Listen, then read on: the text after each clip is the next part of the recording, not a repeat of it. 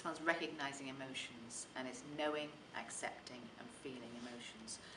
You'll find usually with a neurotypical learner that you can recognise when they're going to blow because they've given you the signs. They've gone, I don't quite understand that, you carry on.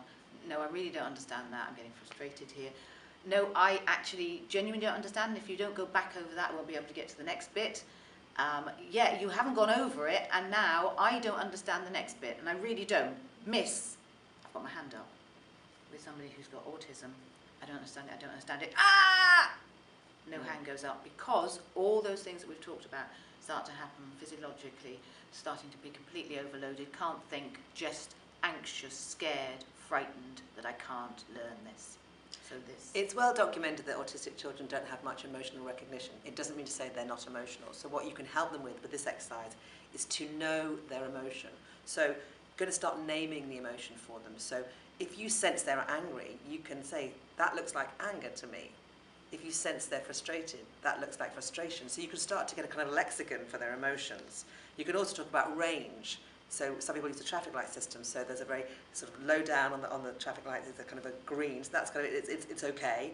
Amber means that anger is getting to a middle level, and red is it's blowing. So they can start to understand their own emotional regulation and expression. So they should know their emotions. Then you need to accept them. They need to accept them. They're real. But are they real? Is it based in truth? They're having the emotion, but is it based on a truthful action? So someone has hurt them. Yeah, you're going to be angry. Or someone's just been someone dropped a pencil on the floor. Does that make them angry? Someone has a weird smell. That's not really enough to make someone angry. Then you've got to feel the emotion, as in they've got to be allowed to have an expression for that emotion. You don't need to put it in a box, but you could write it down. You could speak it to the teacher. So what you're suggesting is that they need to know their emotions. You're going to help them know them. They need to accept them. Are they real? Accept if they're irrational or not. Irrational. Yeah. And then feel them. How do they express them? How do they externalise them so they're not bottled up? Obviously, externalising could mean shouting and screaming. That's antisocial. Unfortunately, what's going to happen there is they're going to be made wrong for their emotion. So they do need to have an expression for them. But like I said, is it talking to you? Is it talking to their friend? Talking to their parent? Writing it down? Running around the playground? Finding some way to express. So know, accept and feel.